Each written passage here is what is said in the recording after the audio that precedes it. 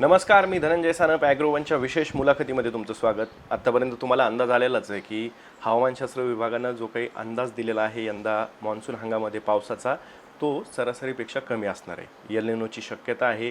काही भागात अशीही चर्चा सुरू आहे की यंदा आता पिकांचं नियोजन नेमकं करायचं काय. शेतकऱ्यांसमोर प्रश्न तोच आहे.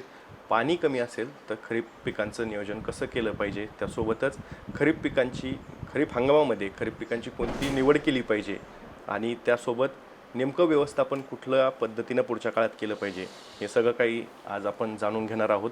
आणि त्यासाठी आपल्यासोबत आहेत राहुरी येथील महात्मा फुले कृषी विद्यापीठाचे माजी कुलगुरू, संशोधक, शास्त्रज्ञ doctor Rajaram Deshmukh sir. Sir, खूप खूप स्वागत आहे. नमस्कार.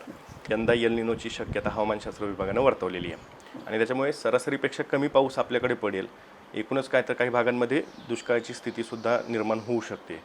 तर या परिस्थितीमध्ये शेतकऱ्यांनी खरीप हंगामासाठी कोणती पिकं निवडली पाहिजेत? एल निनो तर एक संकट आहे, खत हे दुसरं संकट आहे. बरोबर.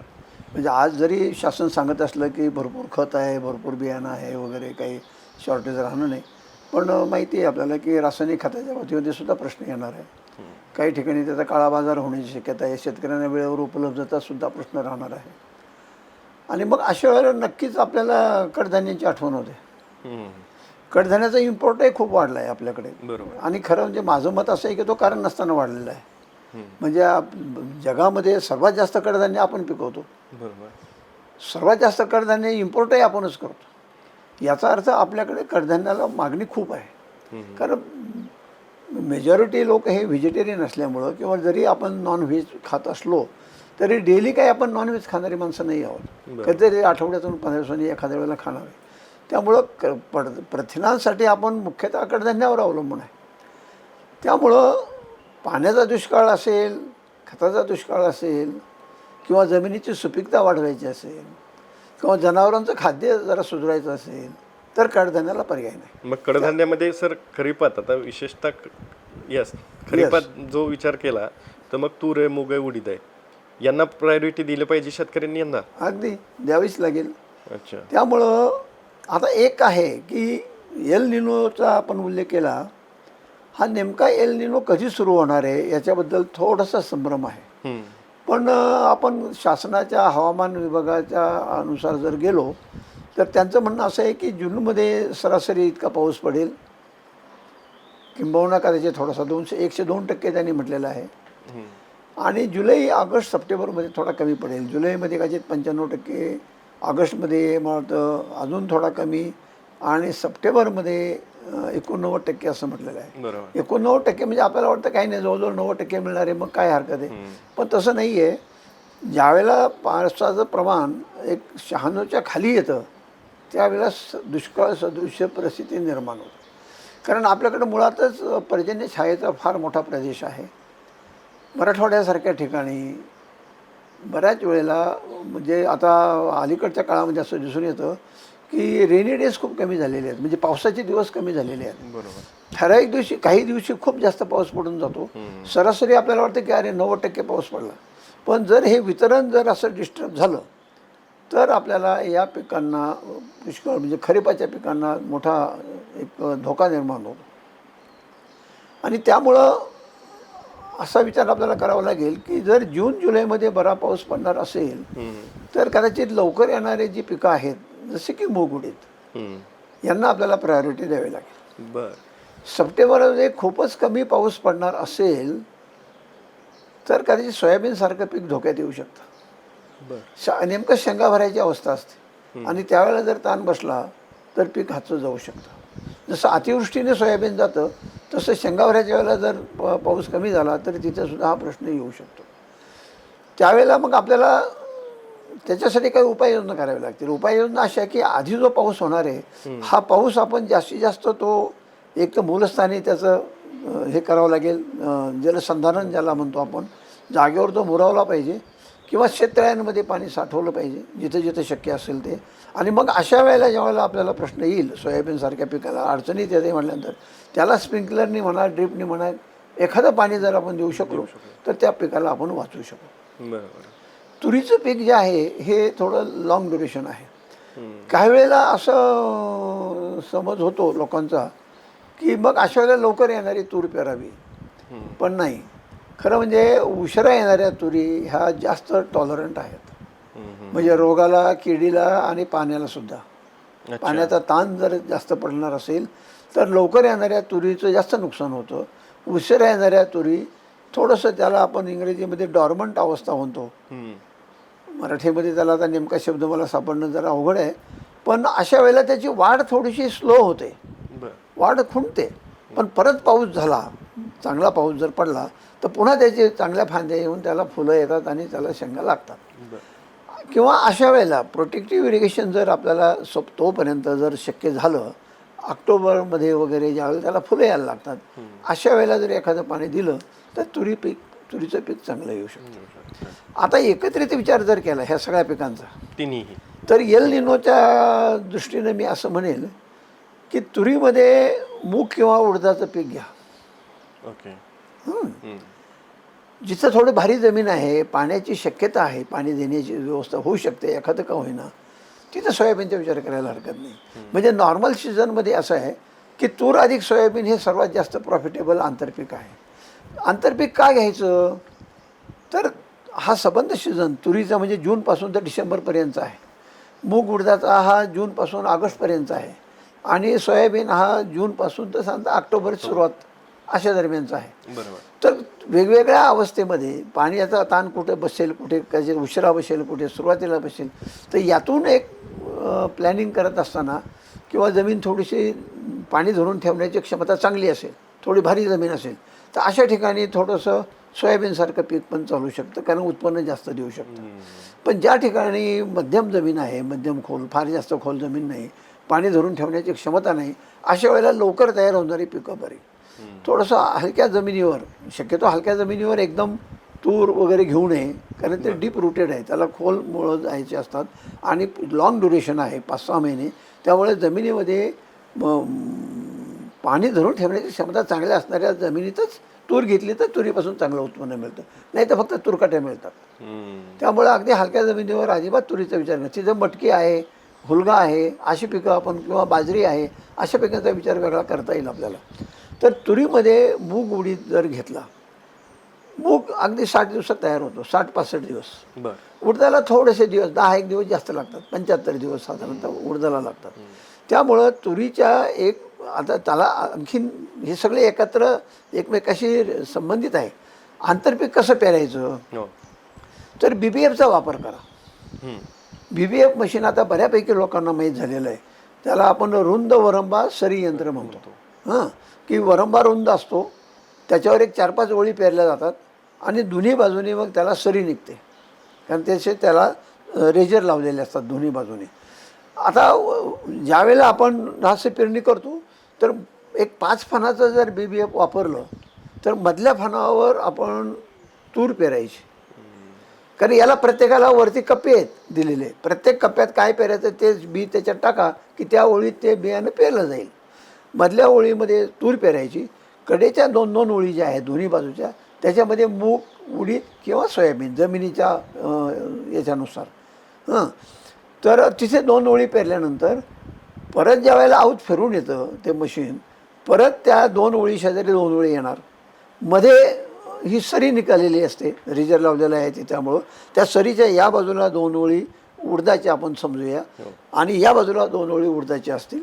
त्याच्यानंतर इकडे तूर असेल, इकडे तूर असेल, म्हणजे 2 तुरीमध्ये अंतर सांगता जर या प्रत्येक ओळीमध्ये 30 सेंटीमीटर अंतर जर ठेवलं आपण 1 फुटाचं, तर 5 फुटाचं अंतर 2 तुरीमध्ये राहील.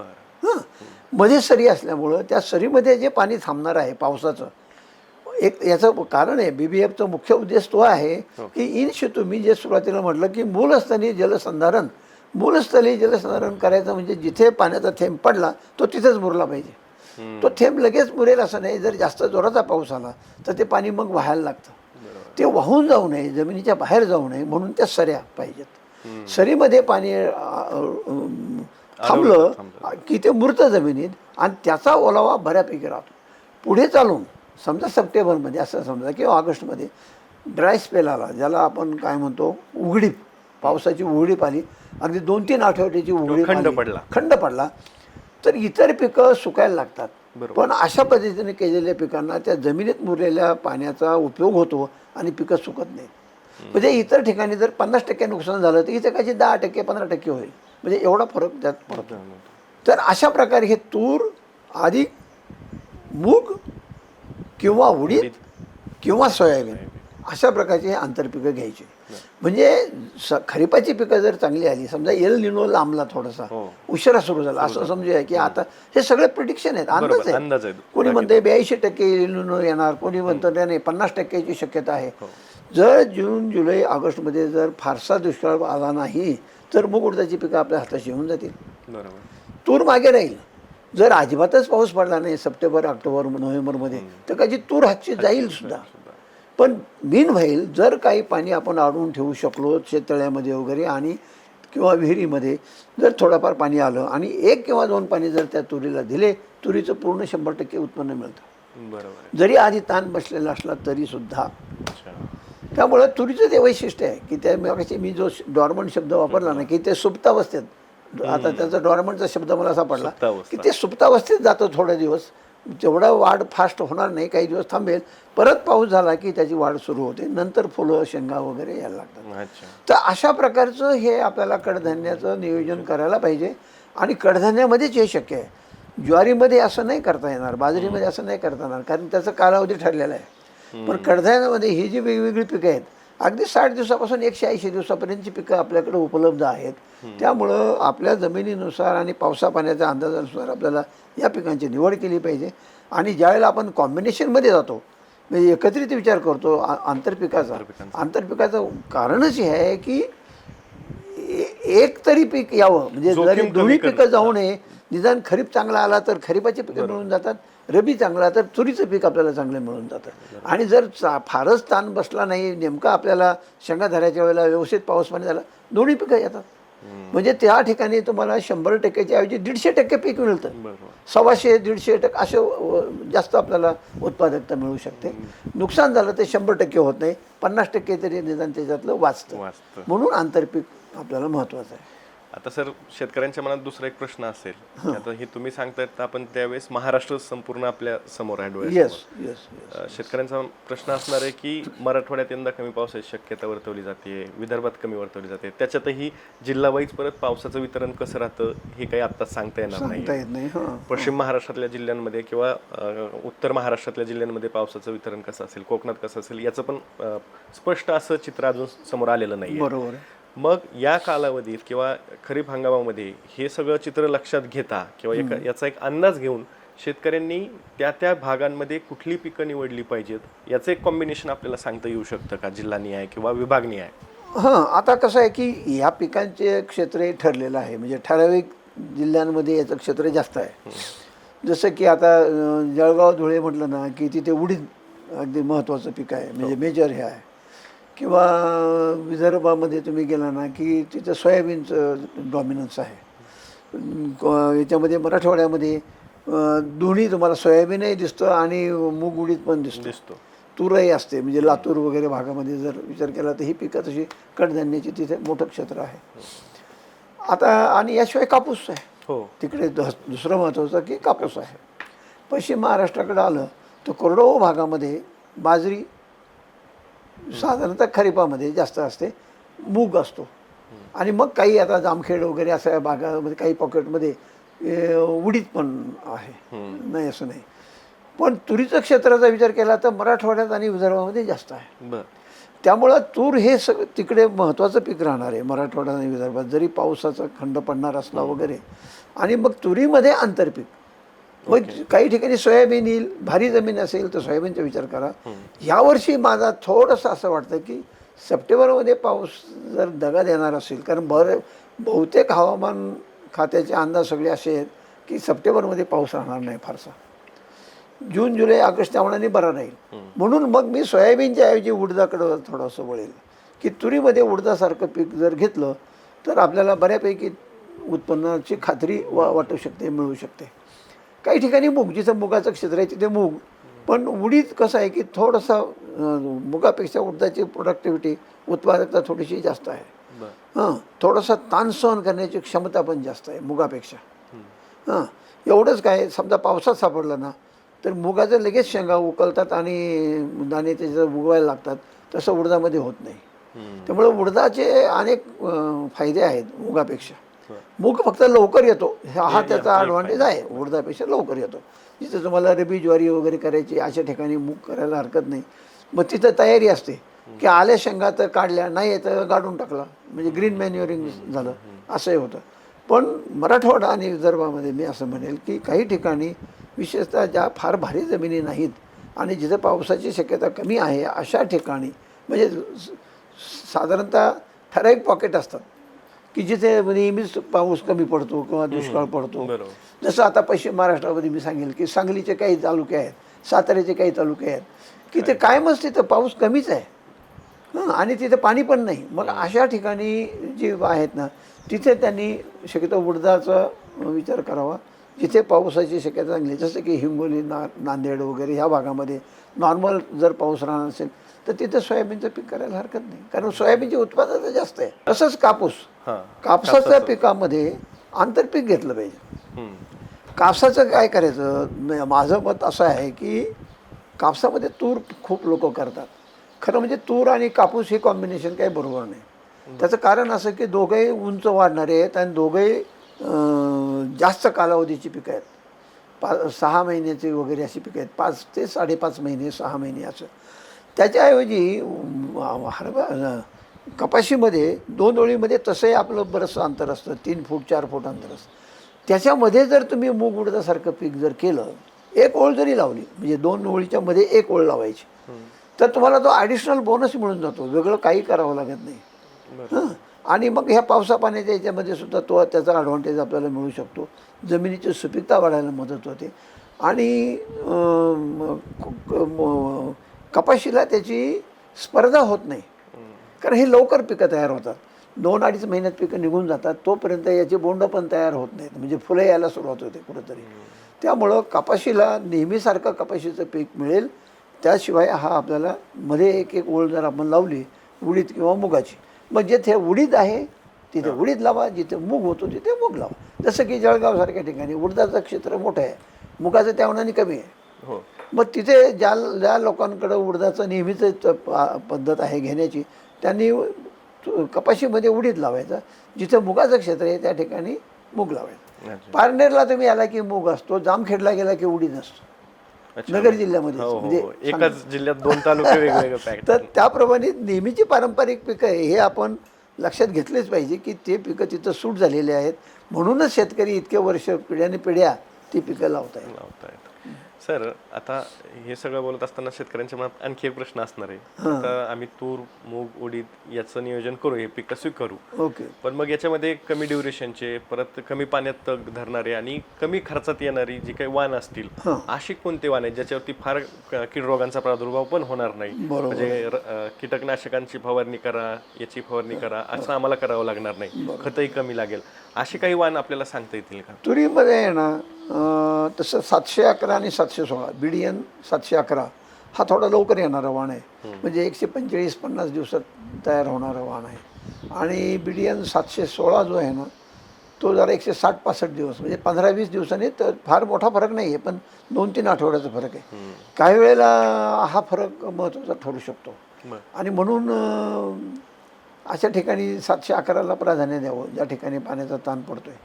ज्या ठिकाणी ताण पडणार नाही किंवा एखादं पाणी देण्याची शक्यता आहे अशा ठिकाणी 716 किंवा गोदावरी म्हणून जो त्यांनी आता नंतर एक रिलीज केलेला वाण आहे त्याचाही फार चांगला परफॉर्मन्स, पण त्याला पाणी चांगलं पाहिजे, म्हणजे निदान 1-2 पाणी जर दिले तर त्याची उत्पादकता खूप चांगली आहे. 14-15 क्विंटल एकरी येतो गोदावरी.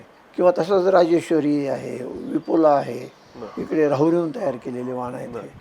आणि आधीचे कुठे तयारी केलेत, कुठून? हे बदनापूरचे आहेत. हा 711, 716 म्हणजे त्याचं ॲक्च्युली BDN म्हणजे बदनापूर. BDN 711 हा 145-150 दिवसाचा, BDN 716 हा 160 ते 65 दिवसाचा, आणि मग गोदावरी कदाचित थोडासा त्याच्यापेक्षा लेट किंवा त्या दरम्यानचा असेल, सांगता 100 कदाचित 80-85 पर्यंत जात असेल. पण 1-2 पाणी जर असले तर त्याची उत्पादकता खूप चांगली आहे. त्या आणि तसंच एक तारा म्हणून आहे, PKV तारा, पण ताराच्या बाबतीत मला थोडंसं आहे की मर रोगाला तेवढा 100% प्रतिकार करेलच असं नाही. त्याला आपण काय म्हणू की मध्यम प्रतिकारक्षम किंवा टॉलरंट ज्याला आपण म्हणतो अशा हां, म्हणजे काही ठिकाणी मग मर रोगाचा प्रादुर्भाव झाला किंवा एक दुसरा एक रोग येतो स्टेरिलिटी मोजेक. म्हणजे स्टेरिलिटी मोजेक म्हणजे वांज रोग ज्याला म्हणतो आपण, की त्याला फुलं लागतच नाहीत, म्हणजे पानंच असतात आणि फुलं पानासारखेच होऊन जातात, म्हणजे त्याला शेंगा लागत नाहीत. तर अशा प्रकारे अशा रोगांना, दोन्ही रोगांना हे प्रतिकारक्षम वाण आहेत बदनापूरचे. बदनापूर 711, बदनापूर 716 आणि गोदावरी. मग आणि मूग आणि उडदामध्ये काय? मुगामध्ये आणि उडदामध्ये सुद्धा आता उडदामध्ये आहे ना TAU1 आणि TPU4. TAU1 हा आहे अकोल्याचा, हां, खूप चांगला जात आहे. आणि TPU4 हे ट्रॉम्बे फुले उडीद म्हणून हा राहुरीचा वाण आहे. आणि हा TAU म्हणजे ट्रॉम्बे अकोला उडीद, TAU असं ते आहे. म्हणजे हे म्युटेशन ब्रीडिंग अकोल्याला केलं होतं कोलॅबरेशनमध्ये. म्हणजे अकोला आणि BARC Bhabha atomic research centre, Rahuri आणि BARC असे कंबाईन प्रोग्राम. पूर्वी डॉक्टर ठाकरे म्हणून एक सायंटिस्ट होते, त्यांच्याबरोबर कोलॅबरेटिव्ह रिसर्च झालेलं आहे. तर हे दोन्ही वाण चांगले आहेत. तसंच बदनापूरवरून मुगाचे वाण काही तयार केलेले आहेत. एक वैभव म्हणून राहुरीवरून एक तयार केलेला वाण आहे. तर हे जे वाण आहेत, राहुरीचे असतील, अकोल्याचे असतील, किंवा बदनापूरचे असतील, तर महाबीजकडे ज्याचं बियाणं मिळेल आपल्याला ते बियाणं वापरायला हरकत नाही शेतकऱ्याने. काय होतं, एकदम तुम्ही नॉर्थ इंडियातला एखादा वाण जर आणला तर त्याच्यात अडचण अशी होते की आपल्याकडे पावडरी मिल्डू, म्हणजे त्याला काय भुरी रोग जो म्हणतो ना आपण, हा आपल्याकडे मोठ्या प्रमाणावर येतो. भुरी रोग तो त्यांच्याकडे येत नाही. त्यांच्याकडे पिवळा विषाणूचा रोग आहे, त्यामुळे त्यांचे वाण त्याला टॉलरंट आहेत, रेजिस्टंट आहेत, पण भुरी रोगाला रेजिस्टंट नाहीत. आणि मग जर तो भुरी रोग आला तर मग मोठं नुकसान होतं, 60-70% नुकसान जातं. म्हणून शक्यतो महाराष्ट्रात तयार केलेले वाण, ह्या तिन्ही विद्यापीठांनी तयार केलेले, आणि ज्याचं बियाणं आज उपलब्ध आहे, महाबीज त्याचं बियाणं तयार करतं. तर महाबीजकडे किंवा संबंधित विद्यापीठाकडून जर याचं बियाणं मिळालं आपल्याला तर त्याचा हे आपण प्रसार शेतकऱ्यांनी वापर केला पाहिजे. पेरणी जर का उशिरा झाली किंवा त्याला पेरणीलाच उशीर झाला, तेवढा पाऊसच पडला नाही किंवा तेवढी ओल जमिनीत निर्माण झाली नाही, तर मग कसं करावं? त्यासाठीची काय खबरदारी आत्तापासून शेतकऱ्यांनी घेतली पाहिजे? पेरणीचं नियोजन कसं करावं या पिकांच्या? कसं आहे की आपल्याला थोडीशी पुढं भीती घातलेली असल्यामुळं यावर्षी शेतकऱ्यांना असं वाटणं साहजिक आहे की पुढे पाऊस येणार नाही आहे, आता पाऊस आलाय तर लवकरात लवकर पेरण्या करून टाकूया. आणि एक हे खरं आहे, जर चांगला पाऊस झाला ना तर जेवढं लवकर पेराल तेवढं उत्पन्न जास्त येतं. बऱ्याच वेळेला आता शासन सांगतं की पेरणीची घाई करू नका, पेरणीची घाई करू नका. त्याचं कारण असं असतं की जर अर्धवट पाऊस झाला असेल, समजा 30-40 मिलीमीटरचेच पाऊस झाला आहे, असं 1 इंच पाऊस झाला आहे, आणि आपल्याला वाटतं आहे की आता चांगलं झाला आहे पाऊस, पेरणी केली, आणि जर उघडीप आली, पुढे जर 15 दिवस पाऊस पडला नाही तर उगवणीत अडचण येते. उगवण झाली तरी ते रोपं जळायला लागतात. म्हणून जमिनीमध्ये एवढी चांगली ओल आली पाहिजे की परत 15 दिवस नाही पाऊस झाला तरी पिकाला धोका नाही पोचला पाहिजे. म्हणून थोडे दिवस थांबायचं, फार घाई करायची नाही. म्हणजे आज किती 2, 3, 4, 5 तारीख आहे, काहीतरी 3 तारीख आहे, तर अजून 15 दिवसांनी आपण त्याच्या पुढं विचार करायला हरकत नाही. तोपर्यंत चांगला पाऊस होणार आहे. जर भरपूर पाऊस झाला, म्हणजे किती, निदान 3-1 इंच पाऊस झाला पाहिजे. 3 इंच पाऊस जर झाला तर जमिनीमध्ये ओल चांगली राहते. हलक्या जमिनीमध्ये चांगली ओल राहते, पण लवकर ओल उडून जाण्याची शक्यता असते, म्हणून थोडासा जास्त पाऊस झाला पाहिजे. भारी जमिनीमध्ये ते जमिनीत संपृक्त अवस्थेत येण्यासाठी, म्हणजे काय त्याला म्हणतो आपण, फील्ड कॅपॅसिटीला, किंवा कारण त्याच्यामध्ये बरंचसं पाणी धरून ठेवण्याची क्षमता आहे. त्यामुळं तिला एकदम असं, ही जर 1 इंच पाऊस झाल्याबरोबर जर हलकी जमीन तुम्हाला ओलीचिंब झाल्यासारखी वाटली तर भारी जमीन वाटत नाही. ती कुठेतरी वरती 1-4 बोटापर्यंतच तिचं हे झालेलं असतं, कारण ती पाणी खाली जाऊ देत नाही, धरून ठेवते. म्हणून तिथं आपल्याला जास्त पाण्याची गरज असते. आणि मग चांगला पाऊस झाला की तिला जास्त दिवस पिकाला सहन, म्हणजे ताण पडू न देण्याची हे पण तिच्यामध्ये कुवत असतं. म्हणून आपण एक 3-1 इंचाचा पाऊस झाला पाहिजे असं आपण हे करावं. 75 मिलीमीटर समजा 65 ते 75 किंवा 80 मिलीमीटरपर्यंत असं जर पाऊस झाला तर मग काही हरकत नाही पेरणी करायला. आणि त्यामुळं सेकंड फोर्टनाईटमध्ये पेरणी करावी. जूनच्या पहिल्या आठवड्यात किंवा काय म्हणतो पहिल्या 15 तर सहसा पेरण्या होतच नाहीत आपल्याकडे. तुम्ही अगदी पाणी देऊन जर पेरणार असाल किंवा तुमच्याकडे 100% गॅरंटी आहे की पाऊस होणारच आहे याची, तर मग त्याचं उत्पन्न नक्की चांगलं येतं, याच्याबद्दल काही वाद नाही. म्हणजे जूनमधली पेरणी ही जुलैमधल्या पेरणीला नेहमीच सरस ठरते. जुलैमधली पेरणी ऑगस्टमधल्या पेरणीला नेहमीच सरस ठरते. हे अगदी सरळ हे आहे. जाता जाता आणखी एक सांगतो तुम्हाला की समजा असं काही झालं काही ठिकाणी की आता काही फारसा चांगला पाऊस पडत नाही. सप्टेंबरमध्ये चांगला पाऊस झाला, कारण आपल्याला माहीत नाही, हे आता सगळे अंदाज आहेत, एल निनोचे अंदाज आहेत की जूनमध्ये एवढा पडेल, जुलैत एवढा पडेल, ऑगस्टमध्ये एवढा, तसंच होईल असं नाही. हवामानाचा कोणीच परफेक्ट अंदाज येत नाही, कारण जागतिक आहे ही गोष्ट, जागतिक आहे. आता एल निनो म्हणजे तरी काय हो, प्रशांत महासागरावरती तिकडे तापमान वाढतं म्हणून इकडचे वारे तिकडे वाहतात, आणि म्हणून ते भारताकडे वाहण्याऐवजी नैऋत्य मोसमी वारे जे आपल्याकडे नेहमी ज्याच्यामुळे पाऊस येतो, तो जर सरळ समुद्रातूनच पुढे गेला निघून, तर मग आपल्याकडे दुष्काळ पडतो ना. हे जर थांबलं, ते वारे जर फिरले इकडं, तर तुम्हाला दुष्काळ पडणारही नाही करायचे. जसं रामचंद्र सावळे म्हणतात की काय दुष्काळाची शक्यता नाही. पण आता हे नेमकं कशाच्या आधारे आपल्यासारख्याला तरी सांगणं अवघड आहे. त्यामुळे आपण आपली तयारी सर्व बाजूने ठेवायची की निदान फार नाही फायदा झाला, नुकसान कमीत कमी कसं होईल या दृष्टीने आपण आपलं प्लॅनिंग करायचं. खरीप पिकांमध्ये खतांची जो काही व्यवस्थापन आहे ते महत्त्वाचंच आहे. आता आपण जर बघितलं तर पश्चिम आशियामध्ये जो काही तणाव निर्माण झालेला आहे, त्याच्यामुळे आपल्याकडे खतांचं जसं सुरुवातीला तुम्ही उल्लेख केला की शॉर्टेज जाणवू शकतं. आत्ता आहे असा केंद्र सरकारचा दावा आहे खत पुरेसं आहे वगैरे, पण ते ऐन वेळेला झालं तर मग त्याच्यासाठी शेतकऱ्यांनी आत्तापासून काय काळजी घ्यायला पाहिजे आणि कशा पद्धतीनं खतांचं नियोजन केलं पाहिजे, खतं किती घातली पाहिजेत, ह्या आपण प्रामुख्याने कडधान्य पिकांचा विचार केला तर. सुदैवानं कडधान्याला फार खतांची गरज नसते, आणि त्यामुळं कमी खर्चात अधिक उत्पन्न देणारी ही पिकं आहेत. त्याला फार खत न घालता सुद्धा तो जमिनीची सुपीकता वाढवतो. त्याचं कारण आहे की याच्या मुळावर ज्या रायझोबियमच्या ग्रंथी आहेत, हे रायझोबियम हवेतला नत्र शोषून घेतात. आपल्याला माहिती आहे हवेमध्ये 78% नत्र आहे, 21% सांगतो ऑक्सिजन आहे, बाकीचं मग कार्बन डायऑक्साईड वगैरे बाकीचे वायू आहेत. पण 78% नत्रातला काही भाग जर हे जीवाणू शोषून घेत असतील आणि ते जमिनीत साठवत असतील तर आणखीन काय पाहिजे आपल्याला. ही ऐपत बाकीच्या पिकांमध्ये नाही आहे, हे फक्त कडधान्यामध्ये आहे.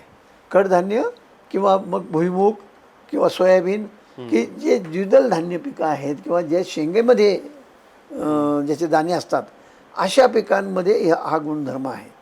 आता रायझोबियमसुद्धा वेगवेगळ्या प्रकारचे असतात. सोयाबीनचं रायझोबियम वेगळं आहे, चवळीचं किंवा हरभरा किंवा याचा एक रायझोबियम आहे. त्यामुळं ही कडधान्य आपण पेरत असताना मूग असेल, उडीद असेल, तूर असेल, याच्यामध्ये रायझोबियम आणि पीची प्रक्रिया करायचीच. त्याच्या आधी तुम्हाला ज्याला आपण बॅव्हिस्टिन म्हणतो किंवा कार्बांडिझिम त्याचं इंग्रजीमध्ये नाव आहे, त्या बॅव्हिस्टिनचं साधारणतः 2.5 ग्रॅम बॅव्हिस्टिन आणि 4 ग्रॅम ट्रायकोडर्मा व्हिरिडी असं त्याचं नाव आहे. हे ट्रायकोडर्मा याचं पहिल्यांदा आपण त्याची प्रक्रिया करायची बियाण्याला. साधारणतः हे 2.5 ग्रॅम आणि 4 ग्रॅम हे 1 किलो बियासाठी वापरायचं. मग समजा तुम्ही 20 किलो वापरणार असेल तर त्याप्रमाणे तुम्ही वापरा. त्याचं 2.5 ग्रॅम प्रमाणे मग 20 किलोला 50 ग्रॅम लागेल असं. तर हे बुरशीनाशक आहे. जमिनीमध्ये ज्या बुरशी आहेत, ज्याच्यामध्ये मर रोग वगैरे येतो, त्याच्यापासून संरक्षण करण्यासाठी ही प्रक्रिया करायची. आणि ही प्रक्रिया झाल्यानंतर मग रायझोबियम आणि PSB, रायझोबियम आणि PSB किंवा पोटॅश सोल्युलायझिंग बॅक्टेरिया असं त्याला म्हणतात, म्हणून PSB असं आहे. तर आपल्याला पोटॅश आणि याचं रायझोबियमचं संवर्धन होण्यासाठी, नत्राचं हे वाढण्यासाठी, स्थिरीकरण होण्यासाठी याची ट्रीटमेंट आपण करायची त्या बियाण्याला. मग ही केल्यामुळं काय झालं, खता तुम्ही प्रश्न मला खतावर विचारला, पण मी हे सांगतोय हो, बीज प्रक्रिया. कारण का तर याच्यामुळं खताची गरज कमी होणार आहे, खताची गरज कमी होणार आहे. कारण हे स्वतः हवेतला नत्र घेत असल्यामुळं नत्र याला जरी नाही तुम्ही दिला, नुसता अहो ह्या रायझोबियममध्ये 30% उत्पन्न वाढवायची कुवत आहे, वा. 30%. हां, मग हे करूनही जर तुम्ही थोडाफार नत्र दिला 10%, 10 किलो 20 किलो ओके एकराला, नाही दिला तरीच काही हरकत नाही. पण मग स्फुरद आपल्याला थोडं द्यायला पाहिजे. हां, तर स्फुरद मात्र आपल्याला मग आता स्फुरद विरघळवणारे जीवाणू आहेत किंवा तुमचा पोटॅश तुम्ही थोडाफार दिला, पण PSB आणि हे रायझोबियम दिलं ना, तर ते PSB आहे ना, ते स्फुरद विरघळवणाऱ्याचं काम करतं. आणि म्हणून नत्र आणि जमिनीत असलेला स्फुरद, हवेतला नत्र, जमिनीत असलेला स्फुरद, जमिनीत असलेला पोटॅश हे उपलब्ध होतात आणि खरीपाच्या कडधान्यांमध्ये आपल्याला खतांची फारशी गरज पडत नाही. याच्याशिवाय जर कोणाला शक्य असेल, द्यायचंच असेल, तर DAPची 1 गोणी एका एकराला पुरेशी आहे. 1 एकराला डायअमोनियम फॉस्फेट, ज्याच्यात 18% नत्र आणि 18% स्फुरद आणि 46% नत्र असतो. ते तुम्ही जर दिले एका एकराला 1 गोणी याप्रमाणे, तर चांगलीच गोष्ट आहे. उत्पन्नात फरकच पडेल, आणखी वाढेलच उत्पन्न. बरोबर. चांगला पाऊस सुरुवातीला पडला, नंतर पण असं वाटलं की चला आता सोयाबीन पेरूच, कारण सोयाबीन हे खरीपातलं आपल्याकडचं प्रमुख पीक बनलेलंच आहे. होय होय. तर लगेच शिफ्ट तेवढ्या मोठ्या प्रमाणात कडधान्यांकडे होणार नाही नाही होणार, नाही होणार. तर मग आता सोयाबीन उत्पादकांनी काय पद्धतीनं व्यवस्थापन केलं पाहिजे याच्याबद्दल काय सांगा? तर सोयाबीनमध्ये आता बऱ्याच खूप जाती आहेत वेगवेगळ्या प्रकारच्या. विशेषतः परभणी कृषी विद्यापीठाने अनेक जाती प्रसारित केलेल्या आहेत. आपलं जे मुख्य केंद्र आहे सोयाबीन संशोधनाचं ते परभणीला आहे, ऑल इंडिया कोऑर्डिनेटर प्रोजेक्ट असं. त्यामुळे त्यांनी MAU 61, MAU 71, MAU 158 असे वेगवेगळ्या जाती आहेत आणि त्याचं बियाणं पण मोठ्या प्रमाणावर उपलब्ध आहे. तर या जातींचा वापर करावा, त्यालाही रायझोबियमची ट्रीटमेंट करावी. सोयाबीनचं रायझोबियम आहे त्याचा वापर करावा. सोयाबीनच्या बाबतीमध्ये थोडंसं आहे की हे खादाड पीक आहे, कारण उत्पादकता जास्त आहे. म्हणजे कडधान्याचं म्हणजे मूग उडदाचं 1 हेक्टरमधून जेवढं उत्पन्न मिळतं तेवढं याचं 1 एकरातच मिळतं सोयाबीनचं. हां, त्यामुळं त्याला खतं पण थोडी जास्त द्यावे लागतात. त्याला नत्र आणि स्फुरद दोन्हीचे डोसेस जास्त आहेत. म्हणजे 50 किलो कदाचित स्फुरद आणि 60 ते 75 किलो त्याला नत्राची गरज असते. त्या प्रमाणात युरिया किंवा DAP आपल्याला द्यावं लागेल. हे एक. आणि दुसरं ह्या एल निनोच्या थोडंसं याच्यामुळं असं एक जरा तयारी ठेवली पाहिजे. आपण म्हटलं तसं की थोडं पाण्याची जर सुविधा झाली, कारण सप्टेंबरमधला पावसावर सगळं हे पीक अवलंबून आहे. जून जुलैमध्ये तर राहणार आहे पाऊस, त्याचं तेवढी भीती नाही आहे आपल्याला. आणि ती रोपावस्था किंवा अशीच असते, वाढ करायची थोडी कमी जास्त होईल. पण सप्टेंबरचा जो कालावधी आहे ना, त्या ठिकाणी खरं त्याचं फुलं आणि शेंगा येण्याचा कालावधी असतो. आणि सप्टेंबर अखेरला म्हणजे हे साधारणतः 105 110 दिवसाचं असं पीक, म्हणजे 3.5 महिने ते जवळजवळ 4 महिन्यापर्यंत. त्यामुळं सप्टेंबरचा पाऊस महत्त्वाचा आहे. चांगला पाऊस झाला तर सोयाबीनचं उत्पन्न आलं हमखास, काही वादच नाही. नाही आला तर मग अशा वेळेला स्प्रिंकलरच्या साहाय्याने म्हणा किंवा असं पाणी देण्याची जर सोय असेल तर ती एक तयारी ठेवली पाहिजे. थोडक्यात काही सगळ्या शेतकऱ्यांनी ह्यावर्षी पाणी राखून ठेवणं गरजेचं आहे. BBF हा तर झालाच सगळीकडे. मी सांगितलं सुरुवातीला की BBFनी पेरणी केली तर सऱ्या निघतात दोन्ही बाजूनी, त्याच्यात पाणी साचून राहतं. समजा नाही BBF कोणाला मिळालं त्यांनी काय करायचं, तर त्यांनी ठराविक 4 ओळीनंतर, 4 ओळी 6 ओळीनंतर असेल, 2 ओळीनंतर असेल, मध्ये बळीराम नांगरांनी किंवा लाकडी नांगर असायचा पूर्वी, असं त्यांनी सरी काढायची. हां, आता बटाटा वापरायला वगैरे ते नांगर वापरतात छोटे. तर त्यांनी अशी सरी काढली ना, तर जो काही पाऊस पडेल ना तो पाणी त्याच्यामध्ये मुरतं. BBFने तेच काम केलं जातं. BBFने जरा टोकन वगैरे होते वगैरे, तो ॲडव्हान्टेज आहे, आणखी नाही असं नाही. पण निदान पाणी साठवून ठेवण्यासाठी जमिनीमध्ये आपल्याला असं पण एक करता येईल की मध्ये मध्ये सऱ्या काढायच्या सगळ्या याच्यामध्ये. सुरुवातीला जिथं उताराची जमीन असेल तिथे उताराला आडवी हे करायची. आता कसं आहे, हे आहे ना, हे काही हंगामी गोष्टी आहेत करायच्या आणि काही आहे ना दीर्घकालीन. दीर्घकालीन करायच्या. जसं शेततळं हे दीर्घकालीन गोष्ट आहे बरं का. तसं लाईव्ह बंड्स तयार करायचे शेतकऱ्याचं. जर मोठं शेत असेल ना, दर 25-30 मीटर अंतरावर आणि जर उतार असेल, थोडासा उतार, म्हणजे फार जास्तच उतार पाहिजे अशी गरज नाही, थोडा जरी उतार असला, जरा जोराचा पाऊस आला की पाणी वाहायला लागतं आणि वरच्या भागाकडून खालच्या भागाकडं नुसतंच पाणी जात नाही, ते माती पण घेऊन जातं. आपण जे फूल म्हणतो मातीचं, ज्याच्यामध्ये खरं सगळे जीवाणू वगैरे सगळ्या गोष्टी असतात, त्याच्यामध्ये ह्युमस किंवा ज्याला आपण कार्बन म्हणतो, ऑर्गॅनिक कार्बन वगैरे, हा सगळा वाहून जर गेला तुमचा बांधाच्या बाजूला एक थोड्याशा पट्ट्यामध्ये 5-10 मीटरमध्ये, तर बाकीच्या शेताचं सगळ्याचं नुकसान होतं, त्याचं उत्पादकता कमी होऊन जाते.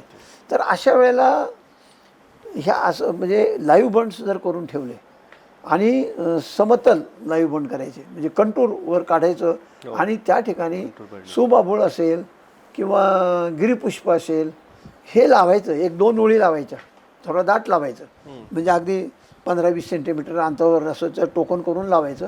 एक हंगामात ते चांगलं उगून येतं, व्यवस्थित तयार होतं आणि मग ते कायमस्वरूपी ठेवायचे. थोडं 1-2-3 फूट वाढलं ना, ते कट करायचं, कापायचं आणि ते सगळ्या त्याचे जे पानं फांद्या असतील ना, कोवळ्या, ह्या जमिनीवर टाकून द्यायच्या.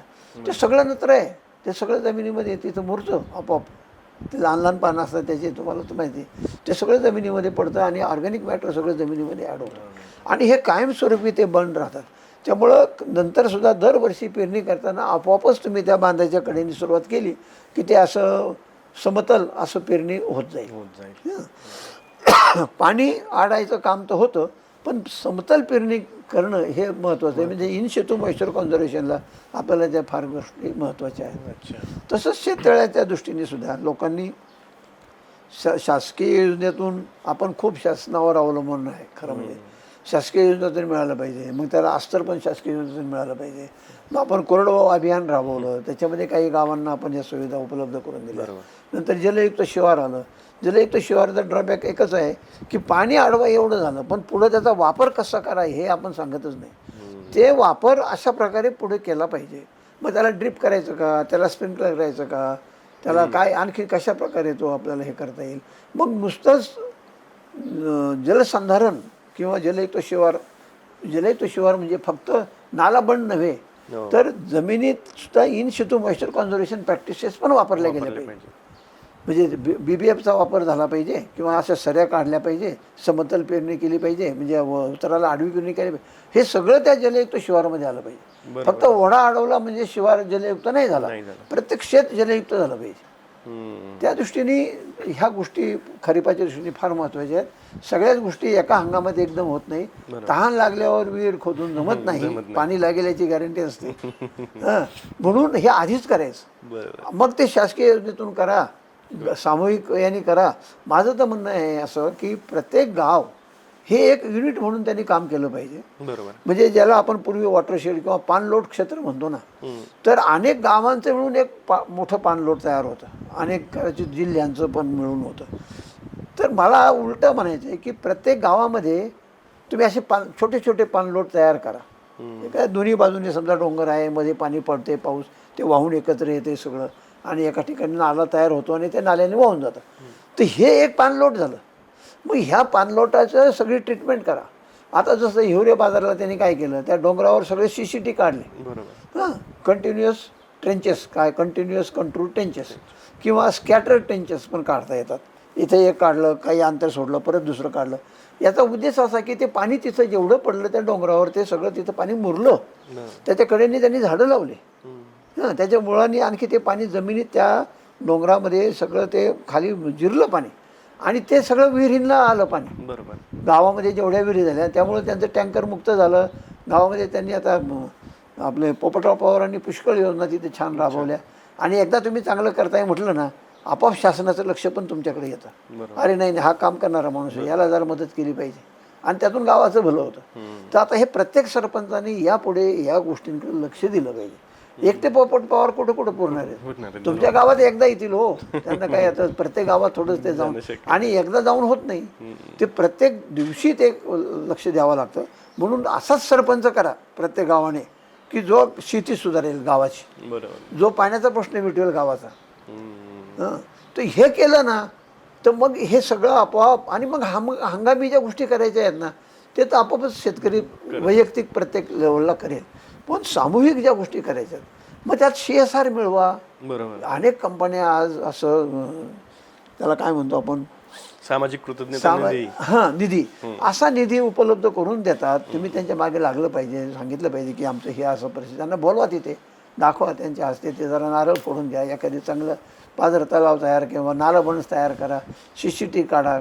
आणि पाणी फाउंडेशन जे कसं काम करतंय हे आता एक फाउंडेशन कुठं कुठं पुरणार आहे. तर प्रत्येक गावात असं फाउंडेशन असलं पाहिजे. बरोबर. आज लोक काय करतात, नुसते मंदिरं बांधा, मोठमोठ्या काहीतरी मूर्ती घडवा, तिथं काहीतरी अभिषेक करा, अमुक करा, त्याच्यामध्ये सप्ताह करा लोकांचे पैसे मोठे. घ्या, हां मग तो चांदीचा देवारा करा, अमुक करा. अरे ते करण्यापेक्षा त्यांचं उत्पन्न कसं वाढवू शकाल त्याचा विचार करा. बरोबर. हां ह्या गोष्टी जरा तुमच्या विषयाला सोडू नाही, नये, पण गरजेच्या पण मला वाटतं ह्या ठेवा तुम्ही माझ्या Yes, मुलाखतीमध्ये. yes, yes. नक्की नक्की ते ठेवणारच आहे मी, अनकटच टाकणार आहे. सर आता तुम्ही हा सगळा विषय काढलात. तुम्ही राज्यपालांना एक कोरडवाहू विकास मिशनच्या अनुषंगाने एक प्रस्ताव दिलाय किंवा अहवाल दिलाय असं मी ऐकलंय. राज्यपालांना दिलाय की राज्य सरकारला दिलाय? हां नाही ते एक आहे ना, हा ते तो काय आहे ते नेमका? हां एक महाराष्ट्र शासनाने एक कमिटी नेमली होती. तर त्याचा उद्देश हा होता की आपलं जे MCR आहे, महाराष्ट्र कृषी शिक्षण आणि संशोधन परिषद हो. आणि 4 कृषी विद्यापीठं यांचं पुनरावलोकन करायचं. बर. आणि मग त्याच्यामध्ये काय फेरबदल करायचा, संशोधनामध्ये काय करायचं, शिक्षणामध्ये काय करायचं, विस्तार शिक्षणात काय करायचं, त्यांचं जे हे आहे त्यांना वित्तच्या दृष्टीने त्यांना स्वयंपूर्ण कसं करता येईल, आर्थिक स्वयंपूर्ण कसं करता येईल, त्यांच्या एकूण प्रशासनामध्ये काय फेरबदल करता येतील. तर अशा प्रकारे अहवाल द्या असं त्यांचं म्हणणं होतं. बर. तर तो अहवाल आम्ही तयार केला. बर. अनफॉर्च्युनेटली काय झालं की 4 मिनिस्टर झाले. आमचा तो अहवाल तयार होईपर्यंत 2 मिनिस्टर बदलले. अच्छा. तर अब्दुल सत्तार साहेब असताना ती कमिटी नेमली होती. हा. त्याच्यामध्ये 4ही कुलगुरू विद्यापीठाचे, हा. आपले माजी कृषी आयुक्त डॉक्टर उमाकांत दांगट, माजी कृषी संचालक आडसूळ सुदाम आडसूळ, असे सगळे मंडळी होते आणि मी अध्यक्ष होतो त्या कमिटीचा. एक वर्षभर आम्ही अनेक मिटिंग केल्या, कमिट्या केल्या, सगळ्या विद्यापीठांना त्यात इन्व्हॉल्व केलं. सर्व dean, director, registrar, controller, engineer विद्यापीठांचे, 4ही विद्यापीठांचे, त्यांच्या अशा कमिट्या करून त्यांच्याकडून सगळं माहिती घेतली. आम्हाला काय वाटतं त्याचं शहानिशा केली आणि तो एक चांगला अहवाल आम्ही सबमिट केला. तोपर्यंत आपले सत्तार साहेब बदलले, नंतर धनंजय मुंडे साहेब बदलले, त्यानंतर कोकाटे साहेबांना आम्ही त्याच्याविषयी बरंच ब्रीफ केलं, 2-3 मिटिंग घेतल्या त्यांच्याबरोबर आणि हे असं आपल्याला करायचं आहे म्हणून. तर पण त्यांची पण बदली झाली. मग आता भरणे साहेबांना एकदा भेटलो मी. आता परत त्यांचे इलेक्शन्स वगैरे सारखं आलं, पण आता पुन्हा त्यांच्या मागे आम्ही लागणार आहोत. आणि 4ही विद्यापीठांना शासनाच्या कुठल्याही मदतीशिवाय काय करता येईल. समजा आज एक असं समजा की हे एल निनोचं प्लॅनिंग आपण केलं आहे का. आपण आज कसं आहे की वेगळ्या दृष्टीने काही संशोधन केलं आणि त्यातून आता आपण ते धागेदोरे जुळून त्याचं आपण टेक्नॉलॉजी द्यायचा प्रयत्न करतो आहे. जसं कॉन्टिन्युएन्सी प्लॅन आपण केला होता, तसं इथून पुढे जे काही आपल्याला पुढच्या 10 वर्षामध्ये 15 वर्षामध्ये जी गरज भासणार आहे महाराष्ट्राला, मग क्लायमेट चेंजबद्दल असेल, तुमचं आयात निर्यातबद्दल असेल, किंवा निर्यातच्या दृष्टीने जे काही गुड ॲग्रिकल्चर प्रॅक्टिसेस वगैरे असं ज्या अवशेषमुक्त, कीटकनाशक औषधमुक्त धान्य किंवा फळं भाजीपाला वगैरे ह्या सगळ्या गोष्टींचा, किंवा एनर्जी. आता तुम्हाला इथेनॉलचं आता वाटायला लागलं की नाही इथेनॉल तयार केलं पाहिजे कारण पेट्रोल आणि हे मिळत नाही. तर अशा अनेक गोष्टी आहे, CNG. तर हे सगळं आम्ही त्याच्यात विचार केलेला आहे आणि मग या दृष्टीने सगळं संशोधन करायला पाहिजे. त्याच्यामध्ये कदाचित थोडासा फेरबदल करावा लागेल. आज जो माणूस काही समजा एखादा माणूस कपाशीवर काम करतो, एखादा सोयाबीनवर करतो, एखादा त्यातला कदाचित आम्हाला एक माणूस एकत्र आणून असं काहीतरी नवीन प्रोजेक्ट करावे लागणार आहेत. म्हणजे आहे ते प्रोजेक्ट बंद न करता तसंही काही करणं शक्य आहे. कदाचित त्यांना थोडंसं अनुदान तुम्हाला वाढवून द्यावं लागेल त्या गोष्टींसाठी, किंवा काही नवीन इक्विपमेंट, काही फॅसिलिटीज क्रिएट कराव्या लागतील. हे सगळं त्याच्यामध्ये दिलेलं आहे. आणि याशिवाय महाराष्ट्र शासनाचा जो कृषी विभाग आहे त्यांनी सुद्धा विस्तार कार्यामध्ये काय करायला पाहिजे, अच्छा. त्याच्यात काय फेरबदल केला पाहिजे, हो. याचाही विचार सगळा केलेला आहे. असा हा फार उत्तम अहवाल आहे. फक्त तेवढंच केलं, बाकी काही नाही केलं ना, तरी पुढच्या 10-15 वर्षाचा तरी तुमचा प्रश्न मिळेल. वा, ग्रेट. या अहवालाबद्दल आपण बोलूच पुढच्या काळात. तुम्हाला शेतकऱ्यांना काही आव्हान करायचं असेल तर तुम्ही करू शकता. शेतकरी मित्रांनो नमस्कार. आता चर्चा जी झाली ही जरा अनौपचारिक चर्चा म्हणता येईल अशा प्रकारे झाली. म्हणजे नुसता एक विषय धरून आपण बोललो नाही, फक्त कडधान्यापुरतं बोललो नाही किंवा फक्त एल निनोबद्दल बोललो नाही, तर याचं एक दूरदृष्टीच्या दृष्टीने सुद्धा काय करायला पाहिजे, गाव म्हणून आपण काय करायला पाहिजे आणि व्यक्तिगत शेतकरी म्हणून आपण काय करायला पाहिजे. योग्य त्या ठिकाणी आपण शासनाची मदत तर घेतलीच पाहिजे, पण शासनाची मदत मिळाली नाही म्हणून आपण हातावर हात ठेवून बसायचं चालणार नाही. कारण शेती हा आपला व्यवसाय आहे, गाव आपलं आहे. ह्या गावाची सुधारणा, ह्या गावाच्या नागरिकांचं उत्पन्न वाढवणं ही आपली जबाबदारी आहे. आणि त्यामुळं आपण सगळ्यांनी असं एकत्र येऊन याच्यावर विचार केला पाहिजे. आपल्या ग्रामसभा होतात, ग्रामसभेमध्ये असे विषय ठेवा, त्याच्यावर साधक-बाधक चर्चा करा. गरज पडली तर एखाद्या चांगल्या विचारवंताला तुम्ही बोलवा, अनुभवी माणसांना बोलवा त्या ठिकाणी. तर मित्रांनो हे असं करा. निश्चित आपल्याला एल निनोच काय कुठलंही संकट येऊ दे त्याला तोंड देण्याची आपली हिंमत आहे. नमस्कार. तर तुम्ही वेळ दिलात आणि सविस्तर असं मार्गदर्शन केलं. परत तुमची वेळ घेणारच आहोत. तुर्तास या मुलाखती तिथेच थांबतोय. खूप खूप धन्यवाद. नमस्कार.